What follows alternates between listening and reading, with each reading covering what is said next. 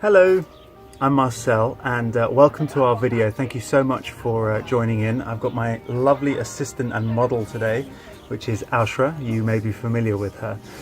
Please excuse the glasses. We are lucky enough to be in the south of Spain, or I think I can get away with that, where it's extremely bright. But what I wanted to do is I wanted to do this video talking about 5 tips in order to help slow down the process of degeneration, and that is degeneration for your muscles and your primary joints within your body. So what we're going to be talking about is how to strengthen the muscles of your body, which will have an effect on the connective tissue, and in the long term will have a positive effect on the bones as well. So what I'm going to do is I'm going to have my lovely assistant here demonstrate the exercises that I'm describing to you, and then I'm going to talk about 5 nutritional tips that you can help to also use to slow down the process as well. All right, so if you're ready, let's get started. What we're going to do is the first primary exercise that is absolutely crucial for any form of slowing down of degeneration and overall weakness would be a squatting type of exercise. Now the advantage of this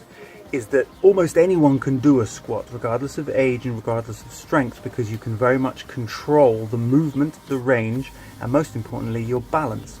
So Aushra's going to demonstrate a forward squat. So she's just basically going to have her feet hip distance apart, squat down to a depth that is comfortable, and then coming back up again. Now as you can see, if you keep going for me, as you can see, Aushra's very capable of doing this exercise in a very controlled way, but there are variations to this type of exercise. So if Aushra now goes sideways on, you can see the technique here where her hips are going back, and that's really important. So her back stays straight and her hips go back, and most importantly her knees are not going over her toes. That's really important.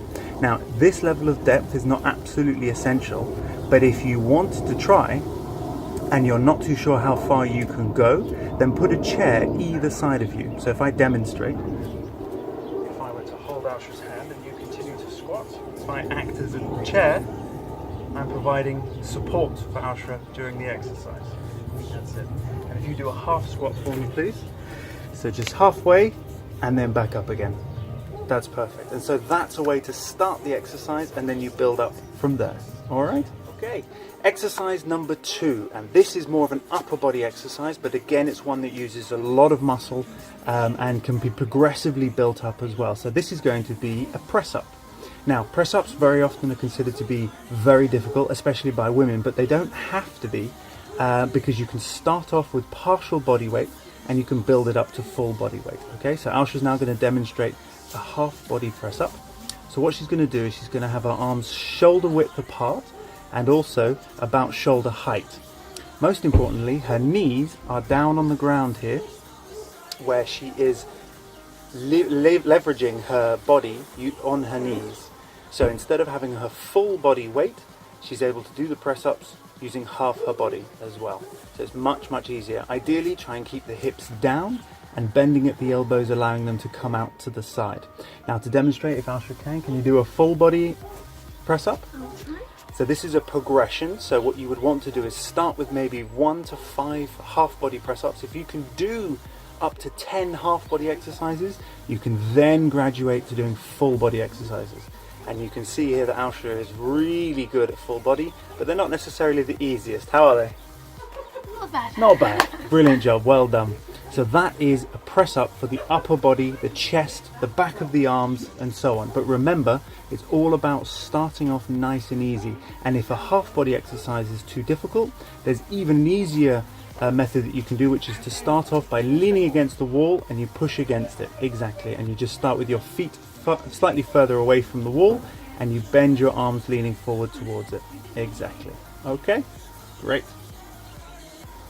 Right, now it's time for exercise number 3, and this is going to be your abdominal core muscles. This is just the beginning. All right, so what we're going to do, Aushra's demonstrating lying on her back, and what you're going to do is pop your hands behind your head, bend at the knees, elbows up towards the sky, and then all you're going to do is lift your shoulders off the floor and then back down again. And most importantly, you only want to hold the lift position for 2 seconds. So we come up, 1, 2 contraction, and then down nice and slowly. Importantly, try not to let your head touch the floor, because obviously that means you begin a rested state. And what you want to try to do here is achieve a number of around 8 to 12 repetitions in one go. Of course, you can do much more than that, but if you're just beginning, this is a very simple movement. Now, what you'll find is that if you're a beginner, you might find strain across the neck as you begin to do this exercise. So the purpose of the hands behind the head is just to take a little bit of the weight of your head, but it's really important that you don't pull on the back of your head, because that will obviously cause a bit of a strain potentially on your neck. And where you want to feel this is right in your abdominal muscles. So it's really important that your tummy muscles are tucked in. Now, as a modifier, what you want to do, or what that means is to add a little bit more resistance, is as you go, you're going to tuck your pelvis forwards as well. So as you raise your chest and head, you also lift your pelvis slightly. But this is critical, that you don't push from your legs, you use your lower tummy muscles to tilt your pelvis upwards. That's it. And then again, crunching 1, 2, so effectively we're folding in the middle to meet like that, and that's using your lower abdominal muscles, which is really important for your pelvic floor and your transverse abdominis muscles as well, which are critical to your core strength. Again, a routine of those between 12 to 15 if you're able to, repeated around 2 or 3 times a day, can be really effective at helping to slow down degeneration and getting strength back in your body. Okay, time for exercise number 4. And this one is a really great one to create balance in your body, because we've just worked the ab muscles. We're now going to work the glute muscles, which is your bottom, and the lower back muscles. So as you can see, Aushra's already on an all 4 position, and what you want to try to do is have a box shape in your body. So bring your knees slightly further forward for me, Aushra. That's it. And there we've got a nice box shape that you can see here that works really nicely. Okay, and now what we're going to do is Aushra's going to choose a left or right leg, and she's just going to extend it back out behind her. Good. And then hold it for 2 seconds and then lower it back down again. Now if she's choosing the same leg, then she's going to kick back with the same leg, ideally not resting it down, and then bringing it forward again. Good. So this is level 1. Okay, so kicking back. What we don't want to do is twist the hip. So if you demonstrate lifting your hip for me to the upwards, like that, exactly. That's not what we'd want to do. We don't want to twist the hips or irritate the back. We just want to kick back in a nice controlled way. Now a modifier or a progression would be now for Aushra to bring her knee forward towards her chest, so she's increasing the range and then kicking back from there, keeping the hips nice and stable. That's perfect. Good. Lovely. Now if you rest that leg down so we get some balance, and do the other leg. And again, another modifier is going to be for you to incorporate the upper body. So what you can do is now, once you've got this movement going, and you can do between 15 and 20 of these in one go on each leg fairly comfortably, certainly without pain, but you should feel the muscles working. You can modify this with using your arms. So if you use your left arm, you can extend, good, and then back down again. Very nice. And then kick back and extend. Perfect. That's really nice. And the controlled slow movement, pausing for 2 seconds for the contraction to really kick in. That's fantastic. Well done. We've now completed those 5 exercises. So what we're now going to do is a bonus stretch exercise. Okay. And this is commonly known, if you've done yoga before, as the child pose. Okay. So what it involves is kneeling down. You're going to reach your hands forward, and you're going to literally try and separate your hips from your arms. So your hands want to reach and creep along the mat to the edge as much as you can, whilst keeping your hips as close to your heels as you can, or trying to bring them down onto your heels if you can. Now if you can't do that, then do try to bring your hips back as much as you can. If your thigh muscles are very tight, this one will be quite challenging for you, but nonetheless try and bend at the knee as much as you comfortably can in order to get a stretch fundamentally in your lower back. So that is where you want to be feeling most of the stretch. You'll also be feeling a little bit under here, which is underneath your shoulder blades as well.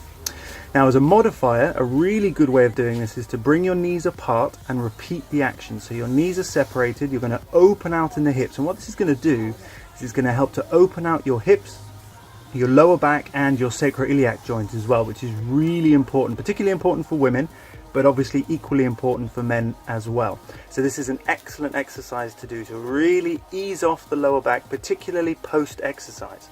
It's very important that you do this after you've done the exercises that we've shown you. Okay, so once you've done that, hold this position for around 20 to 30 seconds maximum, breathing deeply and slowly, and try to repeat that twice if you can. Well done. And now we're going to go into the 5 top tips nutrition wise. Thanks for joining us on the exercise and the 5 tips. And so now what I thought I'd finish the video with is an introduction basically into the top 5 foods or nutrients that you can eat in order to slow down degeneration and aging within your body. And one of the biggest causes of degeneration and aging is inflammation. So what you're looking for is natural anti-inflammatories. So one of the best ones for that is ginger. Ginger is a brilliant natural root that obviously you've probably heard of and used before, and I would highly recommend that you put it into your cooking. You can also use it in a powdered form as well. So it's a very, very powerful method of preventing aging and degeneration. The second one is turmeric. So turmeric is a fantastic herb again that you can put into cooking, commonly used in curries, etc. The third one, if you remind me. Omegas. Omegas, thank you. Omega-3. Omega-3, exactly. Omega-3 is a fantastic anti-inflammatory, normally found within oily fish, but now more research is coming about that it is more readily available in vegetables, in particular sea vegetables as well. And so there is a fantastic new research coming out in that you can find these things from properly sourced products, which actually, if you hold on till the very end, is something that I might be able to help you out with as well. The fourth product that we thought, oh yes, is mixed fruits and vegetables, which are amazing anti-inflammatories. Of course, the hardest part of that, it's fairly common knowledge, but the hardest part of that is actually making sure that you get the variety. The key is getting the rainbow of colors, because we very often just stick to the same fruits and vegetables or vegetables with our cooking as we are grown up with or brought up with, or whatever we find most tasty. But the critical thing is getting the variety, the rainbow of colors. And so that again is an area that is in massive research, massive development, and again an area that we can help you with. And then the final one is making sure that you are drinking lots of water. Seems really obvious, totally straightforward and easy to access at the moment, but making sure you're taking on board between 1 to 2 liters as a minimum on a daily basis. Now that varies hugely from individual and how active you are, but most importantly, try and make sure that you're ingesting plain water as frequently as you can. Try and have water first thing in the morning and before any main meal as well. It will help you to digest. It also helps you to control how much you ingest as well. And just to interrupt, if you're drinking coffee like me or tea, that makes you to lose waters because it's diuretic. So with every cup of coffee, it means you have to have extra glass of water. So if you're drinking water, tea and coffee, extra water. Totally agree. Fantastic. Thank you very much, pharmacist. So good advice. Excellent. Now, as I said at the very end, if you want to be able to ingest all of those goodies that I've just mentioned, private message me. If you send me a message, I will tell you how you can get involved with that and how you can be ingesting up to 32 different types of fruits and vegetables and berries on a daily basis. It is the most amazing thing in the world, and it's easy to do. So the best thing is it's cost effective and it's cheaper than an average shake. So looking forward to hearing from you. Thank you so much for watching the videos. If you like the video, please do send me a message. Let me know what you liked, and if there's any other content that you'd like to see as well, really appreciate the feedback. Otherwise, hope you're well and have a great day. Thank you very much to Aisha, my lovely model, and I'll see you all in the next one. Bye.